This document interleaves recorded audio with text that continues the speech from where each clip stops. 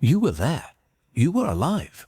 You were laughing, or crying, or staring at a ceiling fan with a profound focus only a new human can manage, being held by someone who would have done anything to protect you. You had first experiences of sound, of warmth, of hunger, of comfort. All of it was real, and you remember absolutely none of it. The first 2, maybe 3 years of your life are just gone, not faded the way distant memories go, where you still have the shape of something, a color, a feeling at the edge of things, actually gone. A clean, total erasure of the person you were before you became the person who can remember being a person. That first self lived a full life and left almost no trace. And here's what makes this genuinely strange.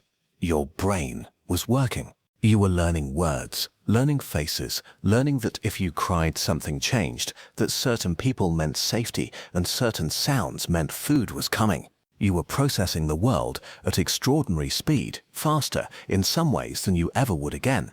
The memory system was running. Things were being registered and responded to. So where did they go?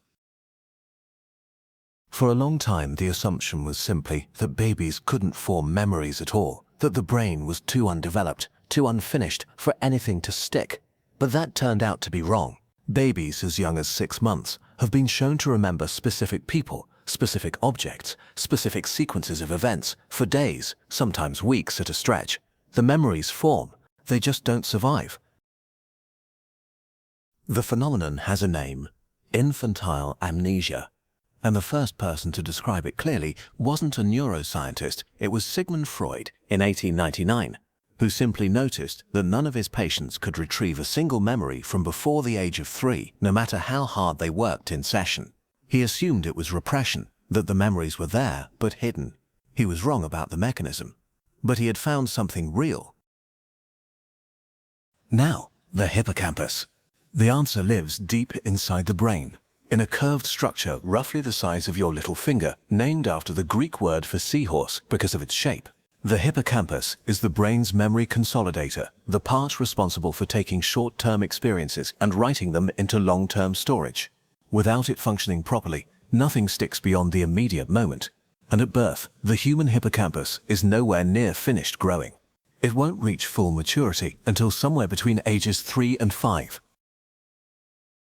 But the hippocampus being unfinished only explains part of it. The deeper reason is something stranger and more counterintuitive. During the first years of life, new neurons in the hippocampus are being born at an extremely high rate, a process called neurogenesis. And for a long time, scientists assumed this could only help memory. More neurons means more capacity, more connections, more places to store things. It seemed like the developing brain should be a better recorder, not a worse one. The opposite turned out to be true.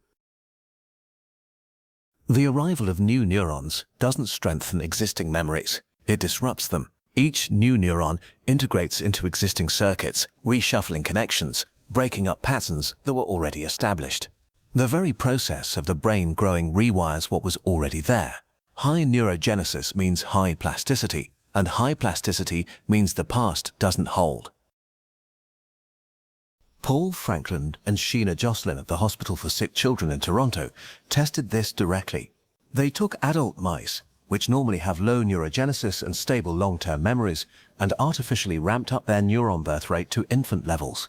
The adult mice began forgetting things they had recently learned. Not gradually, not partially. They forgot. They had induced infantile amnesia in a fully grown animal simply by making the hippocampus act young again. Then they ran the experiment backwards. They took infant mice, which normally forget at high rates, and slowed their neurogenesis down to adult levels. The infant mice started retaining memories far longer than infant mice normally should. The forgetting in both directions followed the neuron birth rate, which means the amnesia wasn't a failure of an immature brain. It was the brain actively running a process, growing at the cost of remembering. Which reframes the whole thing. The brain isn't failing to hold your earliest experiences. It's making a trade. It's keeping itself plastic, flexible, radically open to new wiring.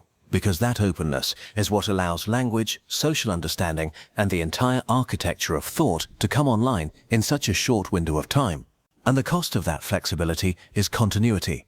You can't build the most complex structure in the known universe and simultaneously keep meticulous records of the construction. The early brain is not a storage device. It is a construction site running at full capacity. And this stops being a human story the moment you look at other mammals. Rats, mice, dogs, horses, dolphins, virtually every mammal species studied shows the same pattern. Infant mammals forget at higher rates than adults. The faster the early brain development, the stronger the amnesia effect. We did not invent infantile amnesia. It was already in the mammalian brain long before our species existed. We simply inherited it with our own particular timeline. But here's what didn't get erased.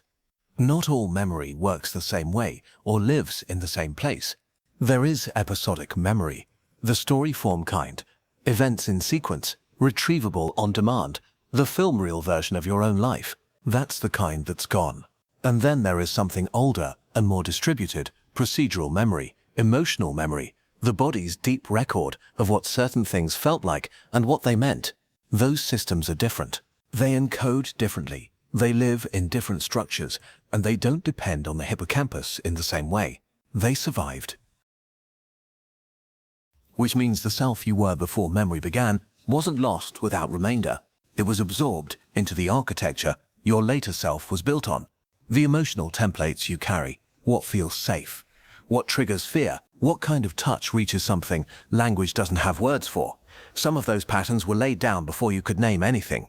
You don't remember being held, but your body learned what being held feels like.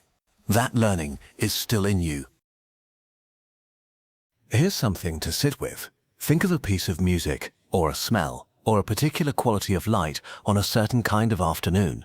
Something that produces a feeling you can't quite explain. A warmth, or an ache, or a sense of something just out of reach that you can almost name but never quite get to. Some of those responses are echoes from the years you can't access, not memories. Residue, the emotional imprint of a self you no longer remember being, still trying to be felt. You were there for all of it.